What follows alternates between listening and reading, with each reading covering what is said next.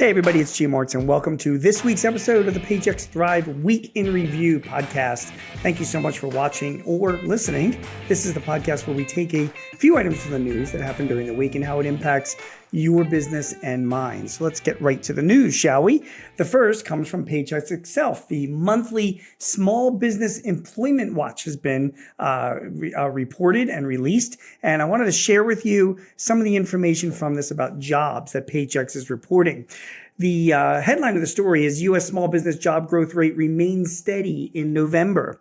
According to the Small Business Employment Watch, small business job growth across the U.S. remained relatively consistent in November and has averaged about the same index over the past 11 months, representing modest employment growth.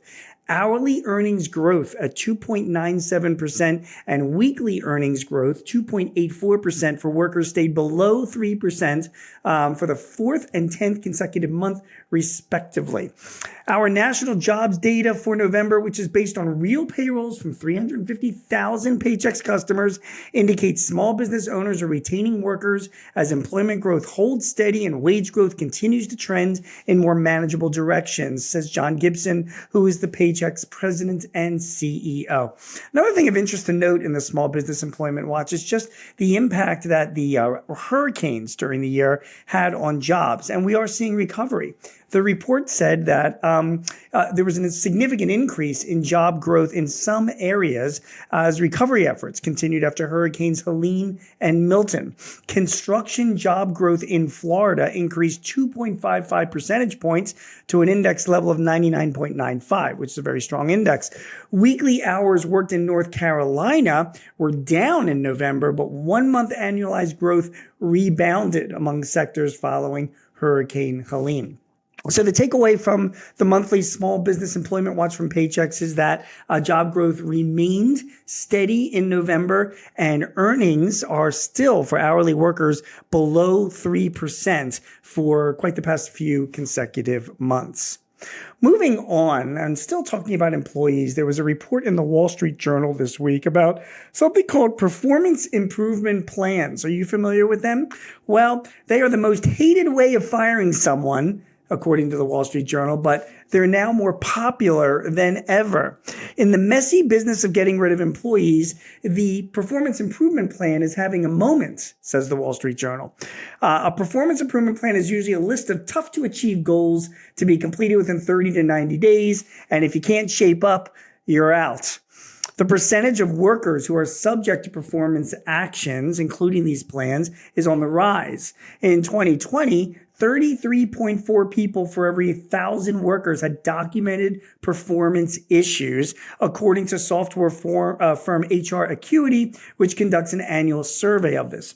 In 2023, that number went up to 43.6 workers out of 1,000 who were involved in these formal performance procedures.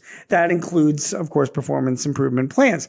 Performance improvement plans are intended to bring consistency and fairness to the way employees are judged and managed. Their stated goal is to lay out a path for improved performance, and sometimes it works. That said, many workers and even managers say they're used primarily to provide legal cover for employment lawsuits or to cut costs without announcing layoffs. So do you have a performance improvement plan in your business? Well, it sounds like they're on the rise, and it kind of makes sense for a lot of businesses, if not just to give a bit of a framework to an employee to try and keep their jobs, but also a little bit of legal cover for you as an employer as well, where you're saying and documented that you gave the employee every chance in the world to meet these goals over a period of time, and they still didn't meet them, and that's the reason why you're terminating their employment. Performance improvement plans are on the rise. Nobody seems to like them, but they still remain very, very popular. Finally, a report that comes from NerdWallet, the finance site. They did a report on small businesses. It's their 2024 small business survey. They surveyed over 2,000 adults, among whom 425 currently owned a small business. And they did this in October. And I wanted to share with you three of the biggest findings from this report from NerdWallet. Number one, Small business ownership is common and many small businesses are new. Almost 1 in 5 Americans, about 19%, currently own a small business.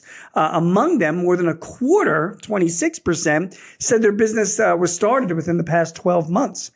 Number 2, finding and retaining customers is the main issue for small businesses, right? More than 9 in 10 small business owners, that's 93% of them, said they're facing challenges right now, with the most commonly cited challenge being finding or retaining customers. That's 54% said that. And finally, most small business owners find owning their business rewarding. More than 4 in 5 small business owners, 82%, said that owning a small business gives them work-life balance they want, and 72% say they would open another small business in the future. Not going to say that you're going to become a super rich gazillionaire owning a small business, but there are certainly a lot of benefits to doing that, which is why so many people do own small businesses and why small business ownership has been on the rise. My name is G. Marks, and you have been watching or listening to the Paychex Thrive Week in Review. If you want any advice or tips or help in running your business, please sign up for our Paychex Thrive newsletter. Go to paychex.com/thrive. Again, I appreciate you watching. We'll be back next week with some more news that impacts your business and a few thoughts on that news. Thanks. We'll see you then. This podcast is property of Paychex Incorporated 2024. All rights reserved.